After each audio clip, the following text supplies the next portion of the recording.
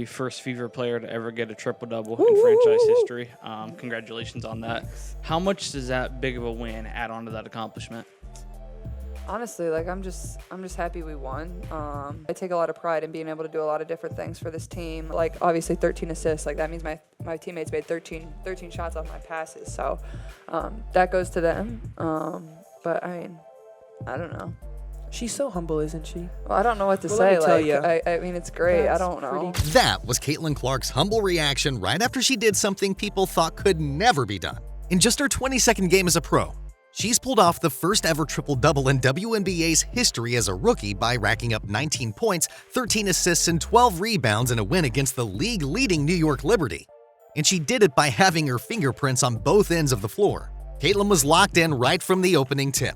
She knocked down this long three after Aaliyah Boston sets a brush screen. The moments later, she used her speed to penetrate inside the lane for the right-handed finish. After scoring 5 quick points, Caitlin plays with her food and delivers back-to-back nasty step-back threes to stretch their lead.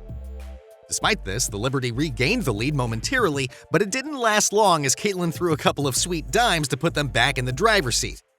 In the second half, Caitlin continued to find her teammates for easy baskets, such as this bounce pass inside to Aaliyah Boston yet again. And then right after that, she showed off her soft touch around the rim courtesy of back-to-back floaters.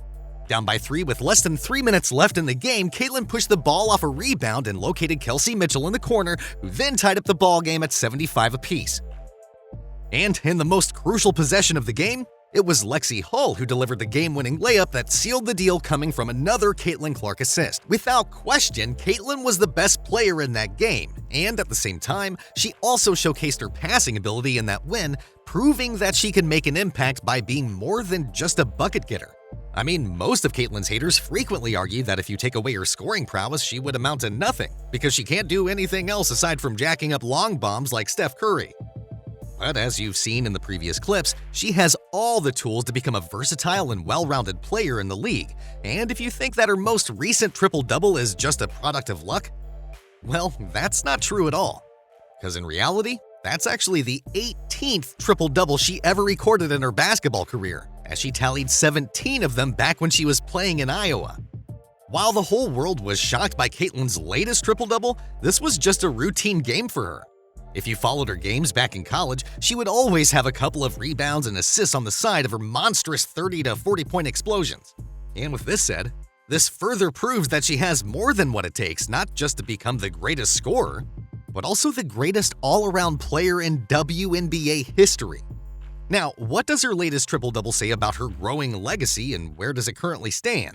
Well, according to data, the league has seen just 35 triple-doubles in its 27 seasons, with the Connecticut Sun's Alyssa Thomas leading the pack with 10, followed by Sabrina Ionescu with 4, Candace Parker with 3, Chelsea Gray with 2, and Courtney Williams with 2 as well. As of this recording, Caitlin is tied with a bunch of other players. Some of them are already retired and some are still playing in the league. But see, based on her recent performances, Caitlin is on track to climb the triple-double ladder in no time. I mean, through her first 20 games so far in the league, Caitlin has already reached double figures in scoring 18 times. She's tallied 10 or more assists 4 times and grabbed double-digit rebounds 3 times, which equates to 5 double-doubles in total. On top of that, she was only 1 rebound shy of a triple-double earlier this season against the Phoenix Mercury, as she scored 15 points, grabbed 9 rebounds, and dished out 12 assists. By being so dominant at this early stage of her pro career, it's not hard to imagine that Caitlin can quickly become the queen of triple-doubles if she plays at this kind of pace. And with this said, it only sends signals to the rest of the league that she's here not to take part, but to take over. Anyway, due to her strong performances early this season, most fans and analysts already have Caitlin in the bag to win Rookie of the Year.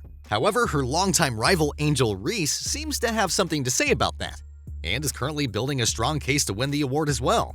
See, while Caitlin's remarkable triple-double was pretty much the talk of the town, Reese has been silently piling up the numbers, and just like Caitlin, she also set a record by having the most consecutive double-doubles in WNBA history with 13, topping Candace Parker's former record of 12 in the process.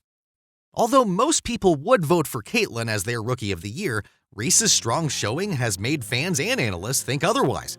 And speaking of analysts, Monica McNutt seems to be pretty convinced that Angel Reese should take home the award. I have said this all season, BC. My Rookie of the Year is going to go based on the standings. Okay. Because I think that is how you have the opportunity to measure impact. And the sky's right above And them. the Sky right now are in the playoffs, so you'd have to give the nod in my mind to Angel Reese. Look, the double-double streak that she's rocking and rolling, chasing down 12 double-doubles to start is the record that spanned over 2 seasons. She's already gotten to 11. I think when you sit back and you look at what's around her, head coach Teresa Weatherspoon in her first year, there's not another #1 draft pick on that roster currently. There's not another all-star on that roster currently from years past. Indiana, they are building blocks. Yeah. Aaliyah Boston, Rookie of the Year, #1 pick last year. Obviously, Caitlin Clark this year. Kelsey Mitchell has had big-time seasons over the course of her career, so there's more there in terms of the supporting cast around Caitlin, but both of them have been incredibly impressive. And I think those odds don't really indicate how close this race is. Yeah, Well, as of this video, the Rookie of the Year odds still favor Caitlin by a massive margin. And to me, saying that the odds don't really indicate how close the race is between Caitlin and Angel is just absolutely crazy. I mean, first of all, McNutt said that one of her bases for picking Angel over Caitlin was their respective team records. See, McNutt argues that she's picking Angel because her team, the Chicago Sky, was on the playoff hunt while the Fever were not, the moment that clip dropped. Well, as you can see, the Fever have turned the tables around and just surpassed the Chicago Sky right now for the 7th spot in the playoffs. So with this being said, does she now retract her statement and pick Caitlin instead? I mean, deciding the Rookie of the Year based on the record of players on teams that are basically in the 7th and 8th place in the league with a 0.5 to 1 game difference sounds like a pretty lousy argument to use if you ask me.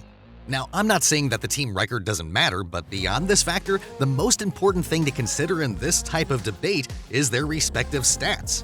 And if we're going to base the Rookie of the Year battle on numbers alone, it's pretty clear who's going to be the runaway winner because, aside from the rebounds and a slight edge on steals and field goal percentage, Caitlin has led Reese in all of the remaining stat categories.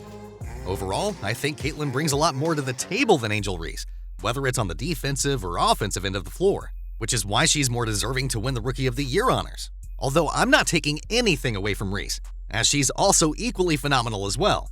Anyway, guys, after all the stats and factors that I just mentioned, who do you think should be the Rookie of the Year? Is it Caitlin Clark or Angel Reese? And also, do you think that Caitlin will become the triple-double leader in the next 2 seasons? Well, let me know your thoughts on that by putting your answers in the comments section. And until then, thanks for watching, and I'll see you next time.